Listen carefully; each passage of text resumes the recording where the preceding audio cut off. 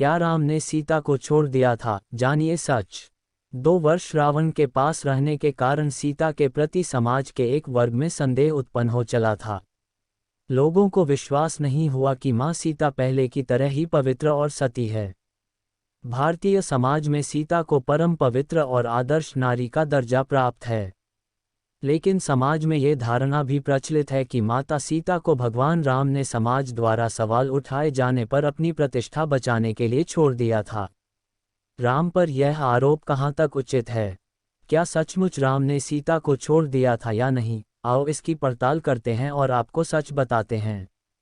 लंका में सीता को पहचानकर उनके व्यक्तित्व की प्रशंसा करते हुए हनुमान जी ने कहा था, दुष्कर कृतवान रामो हीनो यज्ञया प्रभु धारयत्यात्मनो देह न शोकेनावसीदति। यदि नामः समुद्रांता मेदिनी परिवर्त्येत अस्थाः कृते जगचापि युक्त मित्येव में मतिः। अर्थात ऐसी सीता के बिना जीवित रहकर राम ने सचमुच ही बड़ा दुष्कर कार्य किया है। इनके लिए यदि राम समुद्र पर्यंत पृथ्वी को पलट दे तो भी मेरी समझ में उचित ही होगा। 3 लोक का राज्य सीता की एक कला के बराबर भी नहीं है। सीता कौन थी? धरती की पुत्री या किसी ऐसे माता पिता की संतान जिसने अबोध बालिका को किसी खेत में छोड़ दिया था? मिथिला प्रदेश के राजा जनक के राज्य में एक बार अकाल पड़ने लगा। वे स्वयं हल जोतने लगे, तभी हल में एक बक्सा अड़ गया। जब उस बक्से को खोला गया तो उसमें एक नन्ही बालिका थी जो मृत्यु से लड़ रही थी। कुछ कहते हैं कि जब राजा बीज बो रहे थे तब सीता को धूल में पड़ी पाकर उन्होंने उठा लिया। तभी उन्होंने आकाशवाणी सुनी, ये तुम्हारी धर्मकन्या है। तब तक राजा की कोई संतान नहीं थी तो उन्होंने उसे पुत्रीवत पाला। राजा जनक की प्रसिद्धि संपूर्ण देश में एक ज्ञानी राजा की तरह थी। सीता का पालन पोषण राजकुमारी की ही तरह हुआ। किशोरी सीता के लिए योग्य वर प्राप्त करना कठिन हो गया, क्योंकि सीता को लोग मानव नहीं बल्कि देवकन्या मानते थे। सीता की प्रसिद्धि एक दिव्य कन्या की तरह थी। ऐसे में राजा जनक ने सीता स्वयंवर का आयोजन किया। जनक ने कहा कि जिस धनुष को उठाने, प्रत्यंचा चढ़ाने और टंकार करने में देवता, दानव, दैत्य, राक्षस, गंधर्व और किन्नर भी समर्थ नहीं हैं, उसे मनुष्य भला कैसे उठा सकता है? अतः जो भी उसे उठाएगा वह कोई महान शक्तिशाली व्यक्ति ही होगा, और जो इस धनुष को उठाएगा उसी से सीता का स्वयंवर होगा। स्वयंवर में रावण सहित देश विदेश के कई राजकुमारों और राजाओं ने भाग लिया। उनमें राम भी थे जिनको विश्वामित्र लेकर आए थे। जब रावण सहित सभी योद्धा हार गए तब जनक की अनुमति से राम ने अत्यंत सहजता से वह धनुष उठाकर चढ़ाया और मध्य से तोड़ डाला।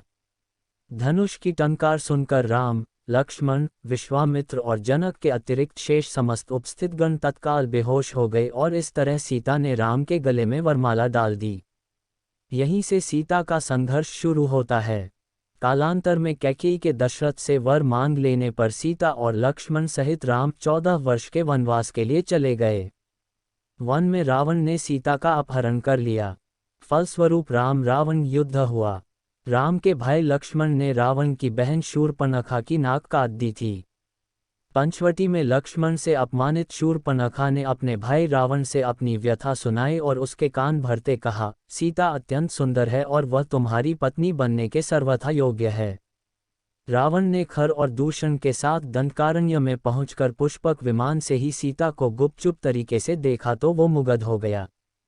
तब रावण ने अपने मामा मारीच के साथ मिलकर सीता अपहरण की योजना बनाई।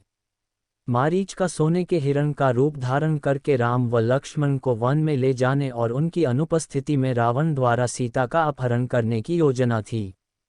इस पर जब राम स्वर्ण हिरण के पीछे वन में चले गए तब लक्ष्मण सीता के पास थे, लेकिन बहुत देर होने के बाद भी जब राम नहीं आए तो सीता माता को चिंता होने लगी। तब उन्होंने लक्ष्मण को भेजा। राम और लक्ष्मण की अनुपस्थिति में रावण सीता का अपहरण करके ले उड़ गया। अपहरण के बाद आकाश मार्ग से जाते समय पक्षीराज जटायु के रोकने पर रावण ने उसके पंख काट दिए। रावण ने सीता को लंकानगरी के अशोक वाटिका में रखा और त्रिजटा के नेतृत्व में कुछ राक्षसियों को उसकी देखरेख का भार सौंप दिया।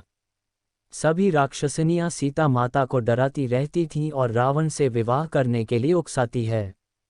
सीता 2 वर्ष तक रावण कि अशोक वाटिका में बंधक बनकर रही, लेकिन इस दौरान रावण ने सीता को छुआ तक नहीं। इसका कारण था कि रावण को स्वर्ग की अप्सरा ने ये शाप दिया था कि जब भी तुम किसी ऐसे स्त्री से प्रणय करोगे जो तुम्हें नहीं चाहती है तो तुम तत्काल ही मृत्यु को प्राप्त हो जाओगे। अतः रावण किसी भी स्त्री की इच्छा के बगैर उसे छू भी नहीं कर सकता था। अशोक वाटिका लंका में स्थित है, जहां रावण ने सीता को हरण करने के पश्चात बंधक बनाकर रखा था। ऐसा माना जाता है कि एलिया पर्वतीय क्षेत्र की एक गुफा में सीता माता को रखा गया था, जिसे सीता एलिया नाम से जाना जाता है। यहाँ सीता माता के नाम पर एक मंदिर भी है। माना जाता है कि रण क्षेत्र में वानर सेना तथा राम लक्ष्मण में भय और निराशा फैलाने के लिए रावण के पुत्र मेघनाद ने अपनी शक्ति से एक मायावी सीता की रचना की, जो सीता की भांति ही नजर आ रही थी। मेघनाद ने उस मायावी सीता को अपने रथ के सामने बैठाकर रण क्षेत्र में घुमाना प्रारंभ किया। वानरों ने उसे सीता समझकर प्रहार नहीं किया। बाद में मेघनाद ने मायावी सीता के बालों को पकड़कर खींचा तथा सभी के सामने उसने उसके 2 टुकड़े कर दिए। ये दृश्य देखकर वानर सेना में निराशा फैल गई। सभी सोचने लगे कि जिस सीता के लिए युद्ध कर रहे हैं वह तो मारी गई, अब युद्ध करने का क्या फायदा। राम ने सीता की मृत्यु का समाचार सुना तो वे भी अचेत हो गए। चारों ओर फैला खून देखकर सब लोग शोकाकुल हो उठे। ये देखकर मेघनाद निकुंभिला देवी के स्थान पर जाकर हवन करने लगा। जब राम की चेतना लौटी तो लक्ष्मण और हनुमान ने उन्हें अनेक प्रकार से समझाया तथा विभीषण ने कहा कि रावण कभी भी सीता को मारने की आज्ञा नहीं दे सकता, अतः ये निश्चय ही मेघनाद की माया का प्रदर्शन है।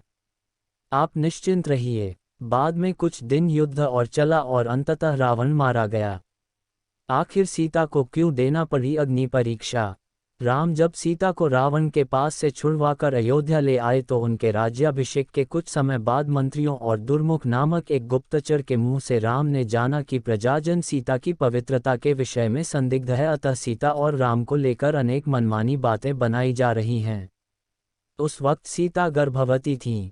राम और अन्य से सीता से कहा कि समाज में बातें बनाई जा रही हैं। सभी कहते हैं कि अग्नि परीक्षा देगा पड़ेगी। माना जाता है कि राम और समाज द्वारा संदेह किए जाने के कारण सीता ने ग्लानि, अपमान और दुख से विचलित होकर चिता तैयार करने की आज्ञा दी। सीता ने ये कहा, यदि मान, वचन और कर्म से मैंने सदैव राम को ही स्मरण किया है तथा रावण जिस शरीर को उठाकर ले गया था वह अवश्य था, तब अग्निदेव मेरी रक्षा करें। और जलती हुई चिता में प्रवेश किया। अग्निदेव ने प्रत्यक्ष रूप धारण करके सीता को गोद में उठाकर राम के सम्मुख प्रस्तुत करते हुए कहा कि वे हर प्रकार से पवित्र हैं। अग्नि परीक्षा के बाद क्या राम ने सीता को अपनाया, लेकिन अग्नि परीक्षा के बाद राम ने प्रसन्न भाव से सीता को ग्रहण किया और उपस्थित समुदाय से कहा कि उन्होंने लोक निंदा के भय से सीता को ग्रहण नहीं किया था। किंतु अब अग्नि परीक्षा से गुजरने के बाद ये सिद्ध होता है कि सीता पवित्र है, तो अब किसी को इसमें संशय नहीं होना चाहिए। लेकिन इस अग्नि परीक्षा के बाद भी जन समुदाय में तरह तरह की बातें बनाई जाने लगीं। तब राम ने सीता को छोड़ने का मन बनाया। सीता जब गर्भवती थी तब उन्होंने एक दिन राम से एक बार तपोवन घूमने की इच्छा व्यक्त की, किंतु राम ने वंश को कलंक से बचाने के लिए लक्ष्मण से कहा कि वे सीता को तपोवन में छोड़ आएं। लक्ष्मण ने तपोवन में पहुंचकर अत्यंत उद्विग्न मन से सीता से कहा, माते, मैं आपको अब यहाँ से वापस नहीं ले जा सकता, क्योंकि यही आज्ञा है। ऐसा कहकर लक्ष्मण ने सब कुछ कह सुनाया और लौट आए। तपोवन में सीता को वाल्मीकि ने अपने आश्रम में स्थान दिया। उसी आश्रम में सीता ने लव और कुश नामक पुत्रों को जन्म दिया। बालकों का लालन पालन भी आश्रम में ही हुआ। लेकिन क्या ये सच है? क्या सचमुच छोड़ दिया था राम ने सीता को? राम ने सीता परित्याग कभी किया ही नहीं। ये किताब संस्कृति शोध एवं प्रकाशन वाराणसी ने प्रकाशित की है। इस किताब में वे सारे तथ्य मौजूद हैं जो ये बताते हैं कि राम ने कभी सीता का परित्याग नहीं किया। जिस सीता के लिए राम एक पल भी रह नहीं सकते और जिसके लिए उन्होंने सबसे बड़ा युद्ध लड़ा, उसे वह किसी व्यक्ति और समाज के कहने पर क्या छोड़ सकते हैं? राम को महान आदर्श चरित और भगवान माना जाता है। वे किसी ऐसे समाज के लिए सीता को कभी नहीं छोड़ सकते जो दकियानुसी सोच में जी रहा हो। इसके लिए उन्हें फिर से राजपाट छोड़कर वन में जाना होता तो वे चले जाते।